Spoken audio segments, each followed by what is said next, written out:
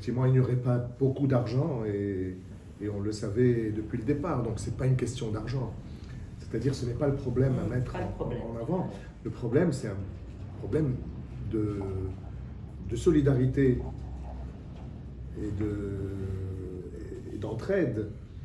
Et égoïstement, c'est un projet de transmission. Je souhaite transmettre à des jeunes un peu de ma passion, un peu de mon savoir-faire, un peu de mes connaissances.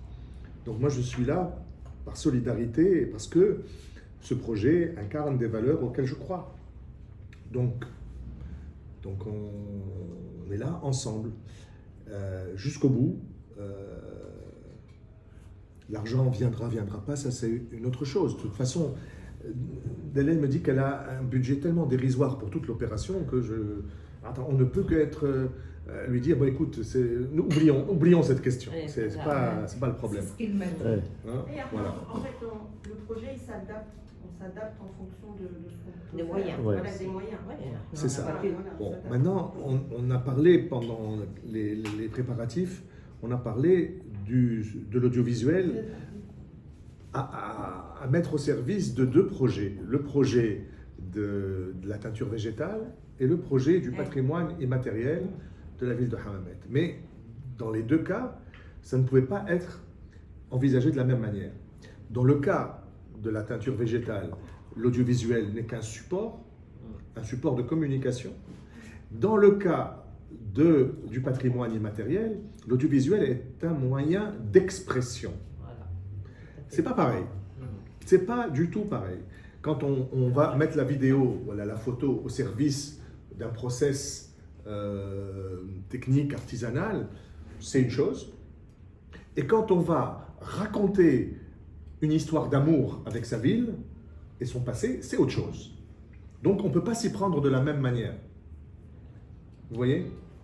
Et moi j'ai essayé dans le groupe que j'ai suivi et accompagné, j'ai essayé de transmettre l'idée qu'on faisait un film d'amour. Que les murs de Hammamet, c'est l'objet de notre amour. Et dans l'amour, on fait parler l'objet. Et on est... Sinon, ça reste un mur silencieux. Donc, arriver à découvrir percer un mystère de cette ville silencieuse qui ne dit plus rien, c'est un travail artistique. Voilà. Beaucoup plus qu'un travail technique, parce qu'aujourd'hui, la technique, regardez, elle est à la portée de tout le monde. Hein, je vais reprendre un exemple comme celui de Madame, à partir de la couleur. Vous savez, au 19e siècle, les peintres, les grands peintres, ils faisaient la couleur dans leur atelier. Ils broyaient la couleur dans leur atelier. Et puis, l'industrie leur a offert le tube de couleur, la pâte. Et c'est grâce à ça qu'ils ont pu se libérer de l'atelier pour aller vers le sujet, vers le contact direct avec la nature. Et d'où est né le mouvement impressionniste. L'impressionnisme est né parce qu'il y a eu la photo qui a dit mais le peintre représente la réalité, bon, mais la photo le fait mieux que lui. Que va faire le peintre? Le peintre était prisonnier de son atelier où il broyait la couleur, eh bien l'industrie lui permet de se libérer de l'atelier. Comment va-t-il s'y prendre?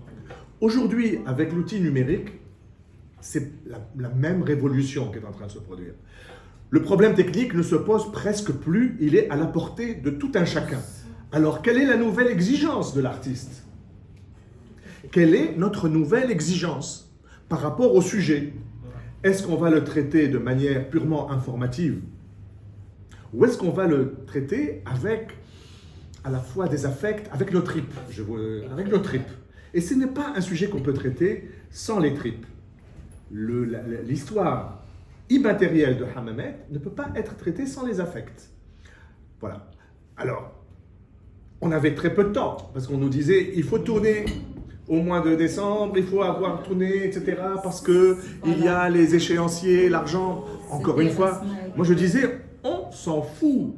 On va laisser mûrir le projet.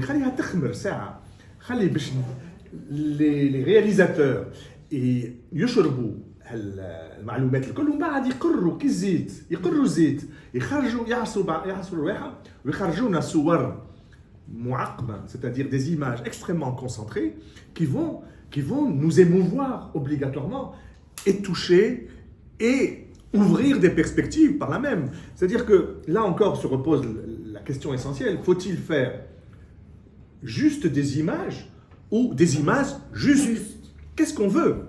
Est-ce qu'on veut juste des images en minutage? Je peux vous donner 26 minutes, oui, c'est très simple. Comme je vous vendrai du ruban à la mercerie, combien vous voulez de mètres? 15 mètres, en voilà. Mais si vous voulez des images justes, c'est-à-dire des images parlantes, significatives, expressives, émouvantes, percutantes, ça c'est autre chose, c'est notre travail. C'est vraiment un autre travail. Donc, dans un sens, pour travailler avec le groupe de la teinture végétale, la vidéo est là comme au service du sujet. Mais dans notre cas, à nous, c'est un regard artistique qui est exigé. Alors comment le développer et comment le faire rentrer dans toutes ces contraintes de temps, d'échéance, de moyens, etc. Bon, moi j'ai perdu un petit peu de vue depuis le tournage. Quand je vous ai laissé un certain vendredi du mois de novembre, il n'était pas encore question de tourner. Or, le mardi, vous avez commencé le tournage. J'ai dit comment? Aussi vite, le sujet n'a pas mûri, on n'a pas fini le dossier. Le dossier n'est pas prêt. Le dossier n'a même pas été écrit. Bon, donc vous vous êtes un peu empressé. Aujourd'hui, bon, on va rattraper ça, on va voir à tête reposée ce qui a été fait, ce qui n'a pas été fait, ce qui peut être complété pour pouvoir justement retrouver cette flamme. Donc ce film-là ne peut pas être fait sans la flamme. Sinon, ça va être des images comme tant d'autres images. Alors que nous avons besoin d'autre chose. Et cette autre chose-là, c'est ce qui va ouvrir les perspectives pour le projet global.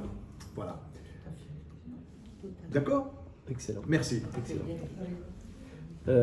Si tu me permets, Hichem, tu as donné un tout petit peu aux gens, pas forcément de montrer l'image, mais surtout de se positionner comme un metteur en scène. Oui. Comme quelqu'un qui a un point de vue. Voilà, qui a un point de vue et qui veut absolument transmettre son point de vue dans le film. Oui, tout à fait. Tout à fait, c'est ça un documentaire. C'est le point de vue d'un auteur.